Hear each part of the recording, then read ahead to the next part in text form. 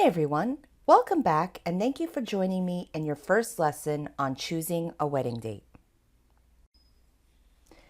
Did you know that 38% of engagements happen during engagement season, which goes from November to February? Out of those 38%, 7% happen in November, 16% of those engagements happen in December, 7% in January, and 8% in February. Did you also know that 72% of marriages occur during peak season, which is May to October, with 38% of couples choosing to get married in the fall, 30% of couples get married in the summer, 23% choose to marry in the spring, and 9% of couples choose to get married in the winter. In this lesson, we're going to cover the very first step that I recommend all of my couples take when they begin their planning process, and that is choosing a wedding date. In my many years of planning weddings, I believe this is the most important place to start when you begin planning your wedding, as your date will guide you to make the rest of your major decisions, and the date that you select will impact every other plan from there on out. You may have an idea of what dress you want or if you want an outdoor wedding, but until you've decided on a date to get married, you can't really plan much else. And choosing a date is not as simple as calling your house of worship and asking them which Saturdays in June they are available. So, here are a few things I recommend all brides take into consideration in order to choose a date or narrow it down to 2 or 3 to choose from. Now, we'll go over all the important factors that you will want to take into consideration when you begin figuring out your perfect date, and those include the length of your engagement, your vendors and venue options, how the day of the week impacts your date selection, the month, peak times, seasons and weather, your style and theme, special days or occasions, holidays, and your honeymoon. The Huffington Post did a poll asking couples how long they were engaged before they got married. And the poll showed that 40% of those couples surveyed reported they were engaged 13 to 18 months, followed by 27% of couples who reported being engaged for 7 to 12 months. 23% of those couples reported being engaged for 19 to 24 months, and 6% of those couples polled said their engagement lasted 24 months or more. Surprisingly, only 4% of those couples polled reported being engaged for less than 6 months. A short-term engagement is considered less than a year, while a long engagement is considered 18 months or more. So as you can see, almost half of engaged couples are taking the perfect amount of time, 13 to 18 months, to plan their weddings. If you set a date less than a year after your engagement, while planning the wedding yourself certainly is possible, you'll want to be as prepared and organized as possible, along with having deposits to put down to secure venues and vendors right away. If you plan on being engaged for less than a year, you must be willing to make your choices and decisions quickly, and you will not have much time to make any changes or change your mind on certain things. Also, when you only have a few months to plan, make sure you are not asking for everyone else's opinions, as that can distract you and you don't have much time to waste. Speaking of, let's just go ahead and discuss the advantages and disadvantages of both a short and long-term engagement. Some of the advantages of a short engagement are that there really is no time for the excitement to fade. You will be so caught up in the planning process that the day will be there before you even know it. Also, you will not have to stress over too many details, because you really will not have the time to second guess your choices or change any of them, which can also mean you'll most likely stick to your budget. Some of the disadvantages to a short engagement are that because venues and vendors tend to book 18 to 24 months in advance, you may have to settle for your second or third option when it comes to vendors. You could also end up paying a lot more money. Why, you ask? Well, because vendors and venues can often offer discounted rates for booking in advance. You will most likely pay full price for a shorter engagement. as well as missing opportunities for sales, and will also have less time to save money by doing some things yourself. You can also get so wrapped up in having to get everything done so quickly with back-to-back appointments and deadlines that the planning process can become dreadful instead of fun. So now that you're aware of some of the advantages and disadvantages to a short engagement, let's flip the script and go over the pros and cons of a long engagement. Some of the advantages to a long engagement are that you'll have more time to save money if you're paying for part or all of your wedding yourselves. You'll also have more time to pay your venues and vendors and perhaps even save for a honeymoon. You will also have more flexibility to find your perfect venue and vendors, as well as attire and accessories, not to mention a large number of available dates. And lastly, your guests will have more time to plan for travel and book lodging, saving them some money as well. Now, some of the disadvantages of a longer engagement are that one or both of you could get cold feet, you will have more time to second guess every choice you're making, and you may end up adding way more elements than which you need, which can push you over your budget. The reason I believe you should always begin your planning process by first choosing a date is because no matter what vendor or venue you call, when you start inquiring about price and availability, the very first question that's going to come out of their mouths is, what day do you plan on getting married? And this is always the first question because it lets them check their schedule and availability to see if they're able to be of service to you or not. You'll find that you will have a difficult time securing vendors if you don't have a firm wedding date or 2 to 3 to choose from to narrow it down. Now, you must also keep in mind that the flip side of this is if you have your heart set on having your ceremony or reception at a particular venue or must use a particular vendor, then this may be the deciding factor on how you will go about choosing your date. Also, as most venues and vendors, as mentioned earlier, tend to book a year or two in advance, if you're choosing your date around a particular vendor or venue, you'll want to make sure you contact them right away so that they can check their availability and put a hold on 1 or 2 dates until you can firmly reserve them. When my clients call and ask me for my availability, I always ask them for 2 or 3 dates they have in mind and pencil them in based on if I'm free or not. This way, I don't need a deposit right away, but if someone calls me inquiring about the same date, I will give a courtesy call to the first bride, letting her know someone else is interested in hiring me on the same date and ask if she would at that time like me to prepare a contract for that particular date or go ahead and release it. And most reputable vendors follow the same policy, as we understand there are a lot of factors that come into play when choosing a date. Speaking of other factors, let us now discuss the day of the week and why it's important to consider when choosing your wedding date. Did you know that 69% of couples get married on a Saturday? Which is why most vendors and venues are booked so far in advance. I mean, let's face it, there are only 52 Saturdays a year. And because it's the most popular day that couples choose, venues have the luxury of charging a premium for this day during peak season. But here's the cool part. Friday's quickly becoming the new Saturday. Although getting married on a Saturday might be the most desirable day for most couples, it is certainly not your only choice, and there are many reasons when choosing a day other than Saturday that can work out in your favor. Fridays and Sundays have more availability options for both venues and vendors, often with lower rental prices, which could save you money all around.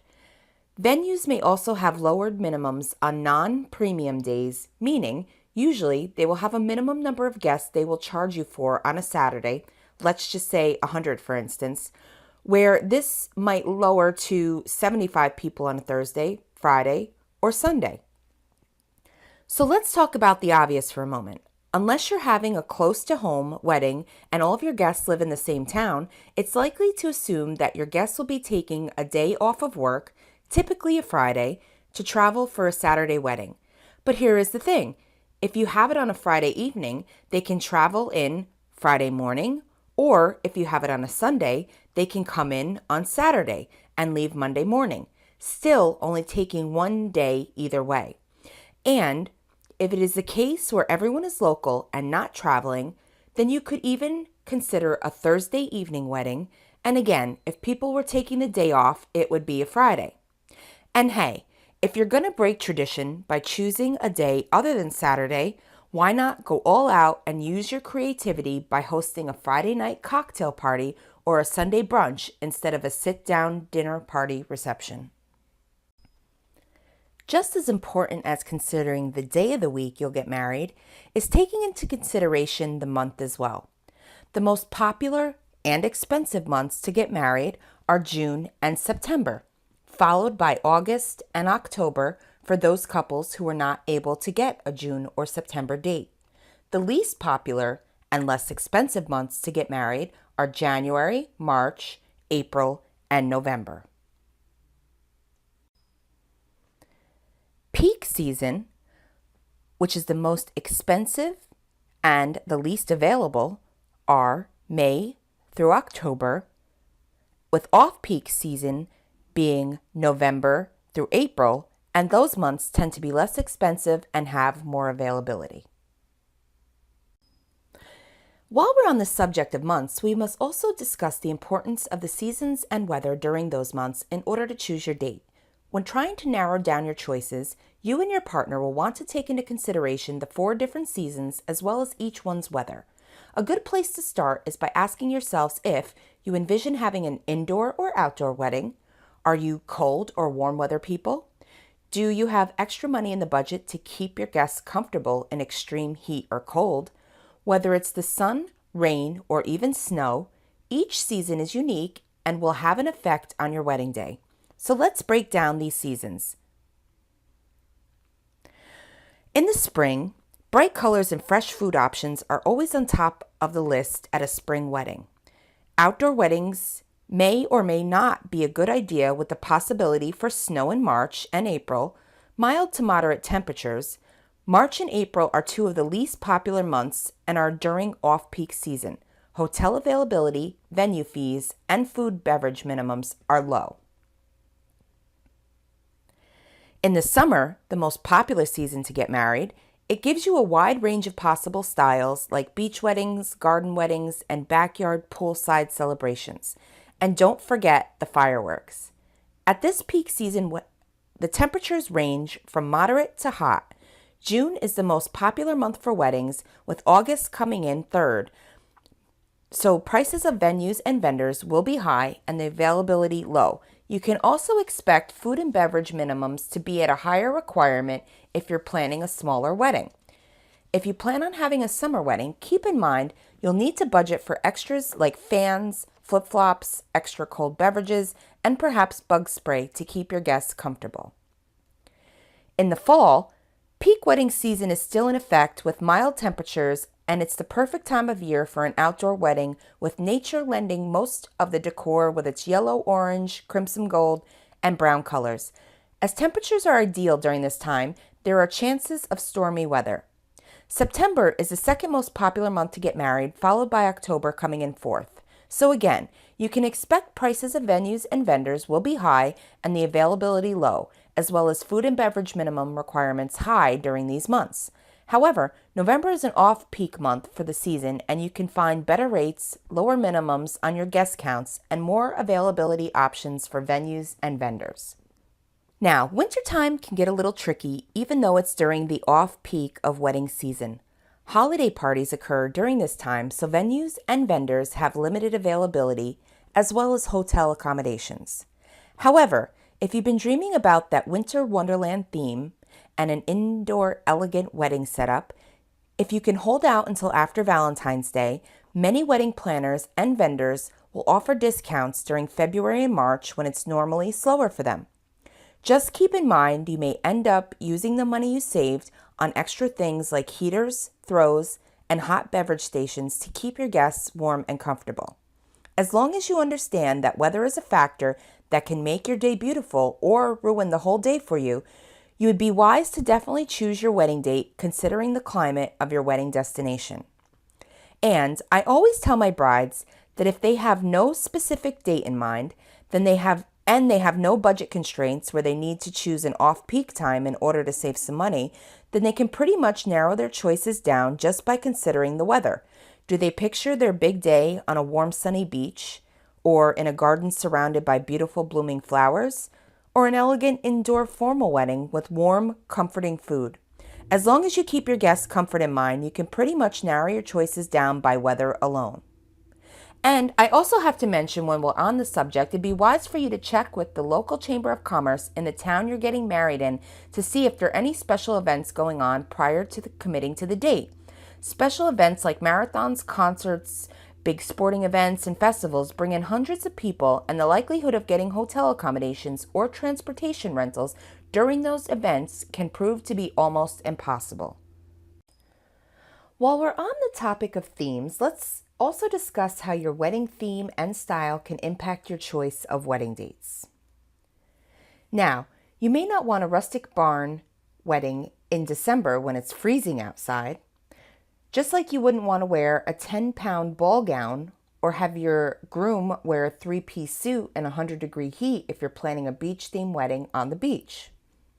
If you're adamant about having your grandmother's favorite flowers as part of your ceremony and reception, you'll want to do a little research to see if the flower is in season and available to get. Tropical flowers may be impossible to incorporate in winter weddings, and some flowers like lilies, gardenias, magnolias, peonies, tulips, and hydrangeas, and certain types of roses will wilt very quickly in the heat. So if you plan on having an outdoor ceremony, you most likely will not want to reuse your ceremony flowers for the reception. We'll go over in greater detail about style and themes in another lesson, but for now, you want to think about any theme you are wanting to have at your wedding and really think about the best weather conditions for that theme when choosing a date. Overall, you must think about your guests and their comfort level. Keep in mind you may need to spend extra money keeping them cool in the summer and warm in the winter. If you choose these months to get married, on the plus side, if you double duty your items, you can use them as favors, like flip-flops, bottle of water, and throw blankets. Something else to consider when choosing your wedding date are any days that may have special significance to you, like perhaps the day you met, your first date, the first time you told each other you loved one another, or even your grandparents' anniversary. If you have no specific dates in mind, you may want to consider these special days to give it more meaning. There are many special days throughout the year, not just for you, but your family and friends as well. So when choosing your date, you'll want to check with those special people in your life, the ones you'd be devastated if they couldn't be there with you, like your parents, grandparents, bridal party, and best friends, for any conflicting events they may have already made plans to attend, like family reunions, graduations, other weddings, or special occasions that are already booked, which would prevent them from attending or being part of your big day. I also have to mention, while we're on the subject, it would be wise for you to check with the local Chamber of Commerce in the town you're getting married in to see if there are any special events going on prior to committing to a date. Events like marathons, concerts, big sporting events, and festivals bring in hundreds of people, and the likelihood of getting hotel accommodations or transportation rentals during those events can prove to be almost impossible. Okay, raise your hand if you love the holidays. Just kidding. I can't see if you're raising your hand anyway. And I promise I won't tell anyone if you're like me and absolutely dread them. Because let's get real for a minute. There are only two types of people when it comes to the holidays. Those who it excites and those who it turns off.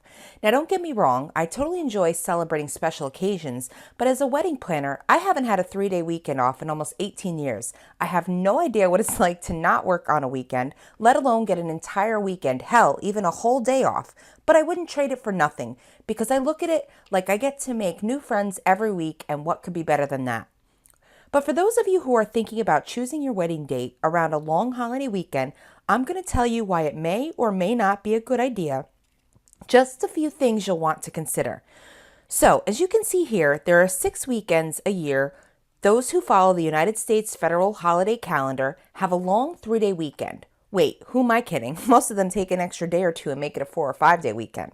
But if you're planning your wedding date around one of these holidays, your guests will certainly get some extra time for your festivities, as well as to recover from those signature margaritas. If you choose to have your wedding on a holiday weekend, you could also save yourself a few hundred, if not thousands of dollars, depending on the size of your guest list, by having your wedding on a Sunday instead of Saturday, because your guests will have Monday off to travel back home. On the flip side, the cost of travel for out-of-town guests is going to cost them much more, and hotels during the holidays also have limited availability unless you book far enough in advance, and they will typically be more expensive due to demand. And you must keep in mind that some families have traditions like spending every 4th of July or Memorial Day weekend at their lake house and maybe not be able to attend. So let's take a closer look at the 6 holidays that always are observed on Mondays. Martin Luther King Jr.'s birthday, which falls in January. Besides the cold weather and possible snow, it's a slow time of year for venues and vendors and could save you some money if you're on a tight budget. The same goes for President's Day, which falls in February. Just make sure if you're having a wedding near Valentine's Day that you're aware of the fact that your floral bill will most likely be a lot higher than any other time of the year, especially if you're using roses. Memorial Day and 4th of July weekend. The downside is a lot of people go away this weekend with their families, but may be willing to compromise. I would definitely check with anyone you really want to attend first for conflicts. Labor Day in September, the same as Memorial Day, but it falls during the most popular time to get married, so it will cost you much more than Memorial Day. Columbus Day in October. Mimics Labor Day, one of the most popular months, so prices will be high and availability limited, but not many people plan trips with their families during this weekend. So if you don't mind spending a little more and are not worried about people not being able to attend, or you don't really have many out-of-town guests on your list to worry about finding transportation and accommodations and the associated costs, then go for it. Enjoy that 3-day weekend. Maybe have a little day before barbecue, or take a trip to the beach or a baseball game, or have a nice brunch with mimosas and Bloody Marys the day after the wedding. Now, I couldn't wrap up this section without mentioning that for some couples, when they plan on going on their honeymoon, can also be a deciding factor in choosing their wedding date. This is because if you plan on leaving for your honeymoon directly after the wedding, you'll also want to keep your destination season in mind, especially if you're planning on taking a tropical location. Make sure that you check out hurricane season and the average temperature and peak times for that location. Keep in mind that during our U.S. winter, especially when the kids are on winter break, a lot of people look to get out of the cold and snow by escaping the temperatures and heading to the Caribbean for some sunshine. Because of the demand, most resorts and hotels often charge additional fees during this time, and the same goes for spring break. Definitely peak time, which means higher costs, lower availability, and not very romantic or quiet. If this is a concern for you, then you are going to for sure want to do some research into the best season to visit your destination, and perhaps this means reconsidering your destination altogether, or maybe even taking a mini moon directly after the wedding and then taking your honeymoon at a later time that's best for you. Phew, who would have known there were so many factors to consider when choosing a wedding date? If there was only one piece of advice I could offer to my clients when choosing a date, it would be that if you have your heart set on a specific date, regardless of if it's during peak or non-peak season, in extreme heat or the dead of winter, if you're not flexible on your date, you must be willing to be flexible on everything else. Your venue or vendors may not be available on that day, and some items will be out of season or hard to get. That is why I tell all newly engaged couples to really take your time. This isn't a marathon. Give yourself plenty of time to decide on a date that works for you, your friends, your family, your budget, and your vision. Just like the birth of a child, you're going to remember your wedding day and date for the rest of your life. So give yourself enough time to plan the things that mean the most to you. Start with a few dates in mind, narrow them down by season if need be, and then you can begin contacting your vendors and venues and come up with a style that'll work with your date. Because this is one of the most important decisions that set the stage for the rest of your planning, don't rush it. Take as much time as you need. After all, you've got the ring. Enjoy being someone's fiance for a little bit before you become a wife. So to wrap up, you'll want to keep in mind Friday's the new Saturday. A longer engagement will give you more time to spread out payments to your vendors and venues. Peak season is the most expensive. Off-peak season is the least expensive. If you have no particular date in mind, narrow it down by the season and choose an earlier time of day in order to save some money. Thank you for joining me in this lesson. Remember, have fun with this process. Take your time and you will undoubtedly pick the most perfect day for your wedding. See you in the next lesson.